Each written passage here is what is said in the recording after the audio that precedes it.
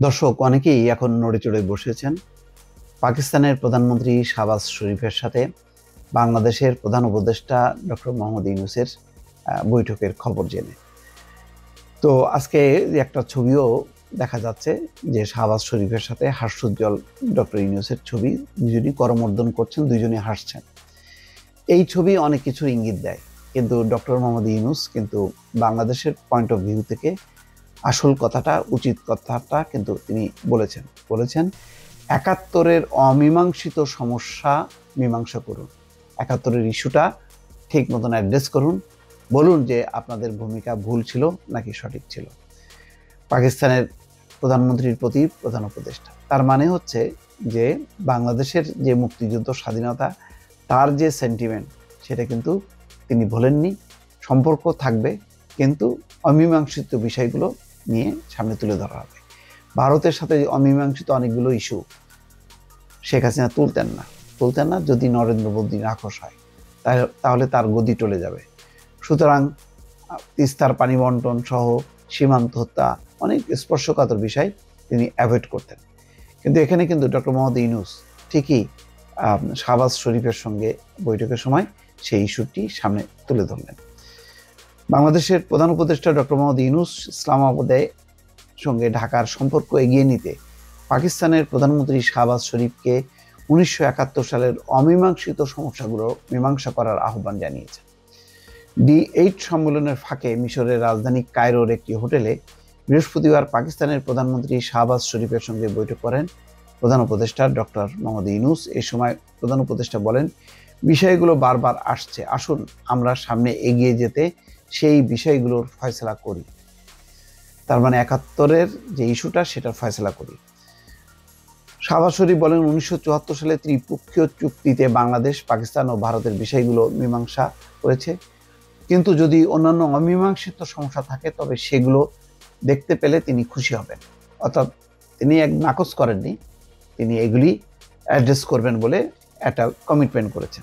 Doctor Yunus বলেন, ভবিষ্যৎ প্রজন্মের জন্য বিষয়গুলো চিরতরে সুরাহা করে ফেলা ভালো হবে। ডক্টর ইউনূসও বলছেন যাতে এইগুলো বারবার উত্থাপিত না হয়, ভবিষ্যতের প্রজন্ম যাতে এই বিরোধগুলো নিয়ে সামনে না এগোয়, এটি অর্থাৎ এটা অমীমাংসিত ইস্যু হিসাবে যাতে আর উত্থাপিত হয়ে না থাকে, অন্য বিষয়গুলো নিয়ে সম্পর্কটা এগোবে, যেখানে ব্যবসা বাণিজ্য, দ্বিপাক্ষিক অন্যান্য যেই সম্পর্ক, সেগুলো এগোবে, কিন্তু পুরনো সমস্যাগুলো মীমাংসা চাচ্ছেন ডক্টর মোহাম্মদ ইউনূস। এখানে বলা হচ্ছেন যে দুই নেতাই ব্যবসা বাণিজ্য বৃদ্ধি, ক্রীড়া ও সাংস্কৃতিক প্রতিনিধিদের বিনিময়ের মাধ্যমে দুই দেশের মধ্যে সম্পর্ক জোরদার করতে সম্মত হন। এখানে প্রাপ্ত এক বার্তায় বলা হয়, দুই নেতা চিনি শিল্প ও ডেঙ্গু ব্যবস্থাপনার মতো নতুন ক্ষেত্রে সহযোগিতা সম্প্রসারিত করার ইচ্ছা প্রকাশ করেছেন। ডক্টর মোহাম্মদ ইউনূস ও শাহবাজ শরীফ বাংলাদেশের অন্তর্বর্তী সরকারের প্রধান উপদেষ্টা হিসেবে দায়িত্ব নেওয়ার পর প্রধান উপদেষ্টার ঘোষিত বৈদেশিক নীতির মূল বৈশিষ্ট্য, সার্কের পুনরুজ্জীবন সহ পারস্পরিক স্বার্থ সম্পর্কিত বিষয় নিয়ে আলোচনা করেন। এখানে ২০০৬ সালে নোবেল শান্তি বিজয়ী ডক্টর মোহাম্মদ ইউনূস ২০২৬ সালের মধ্যভাগের আগে প্রয়োজনীয় সংস্কার এবং সাধারণ নির্বাচন করতে তার সরকারের পরিকল্পনার কথা উল্লেখ করেন। প্রধান উপদেষ্টা বলেন, তিনি সংস্কারের বিষয়ে সংলাপের জন্য একটি ঐকমত্য গঠন কমিশনের নেতৃত্ব দিচ্ছেন। পাকিস্তানের প্রধানমন্ত্রী শাহবাজ শরীফ ঢাকা ও ইসলামাবাদের মধ্যে কৌশলগত সম্পর্ক গড়ে তোলার আহ্বান জানান। শাহবাজ শরীফ বলেন, আমরা সত্যি আমাদের ভ্রাতৃপ্রতিম বাংলাদেশের সঙ্গে সম্পর্ক জোরদার করার অপেক্ষায় আছি। তিনি সার্ক পুনর্জীবন, ডক্টর ইউনূসের উদ্যোগকে স্বাগত জানান এবং আঞ্চলিক সংস্থার শীর্ষ সম্মেলন আয়োজনের সম্ভাবনা নিয়ে কাজ করার জন্য বাংলাদেশকে ধন্যবাদ জানান। ডক্টর মোহাম্মদ ইউনূস পাকিস্তানের প্রধানমন্ত্রী শাহবাজ শরীফকে বলেন, এটি একটি সর্বোচ্চ অগ্রাধিকার। তিনি আরও বলেন, আমি সার্কের ধারণার একজন বড় অনুরাগী, আমি ইস্যুটি নিয়ে কথা বলেই যাব, আমি সার্ক নেতাদের শীর্ষ সম্মেলন চাই। তিনি বলেন, যদিও তা কেবল একটি ফটো সেশনের জন্য হয়, তবুও এটি একটি শক্তিশালী বার্তা বহন করবে। পাকিস্তানের প্রধানমন্ত্রী বাংলাদেশের রাষ্ট্র পরিচালিত চিনি কলগুলোকে আরও ভালোভাবে পরিচালনার জন্য প্রযুক্তিগত সহায়তার প্রস্তাব করেন। তিনি বাংলাদেশের ডেঙ্গু প্রাদুর্ভাবের কারণে মৃত্যুতে শোক প্রকাশ করেন এবং বলেন, এই রোগের বিরুদ্ধে লড়াইয়ে পাকিস্তানের অভিজ্ঞতা থেকে উপকৃত হতে পারে। শাহবাজ শরীফ বলেন, প্রায় এক দশক আগে পাঞ্জাবে ডেঙ্গুর বিরুদ্ধে আমাদের লড়াই বিশ্বমানের বলে প্রশংসিত হয়েছিল। বাংলাদেশি কর্মকর্তাদের সঙ্গে আমাদের অভিজ্ঞতা শেয়ার করার জন্য আমরা বাংলাদেশে প্রতিনিধি দল পাঠাতে পারি। ডক্টর ইউনূস শাহবাজ শরীফকে তার সমর্থনের জন্য ধন্যবাদ জানান এবং আশা প্রকাশ করেন পাকিস্তান ও বাংলাদেশ এই প্রচেষ্টা অব্যাহত রাখবে।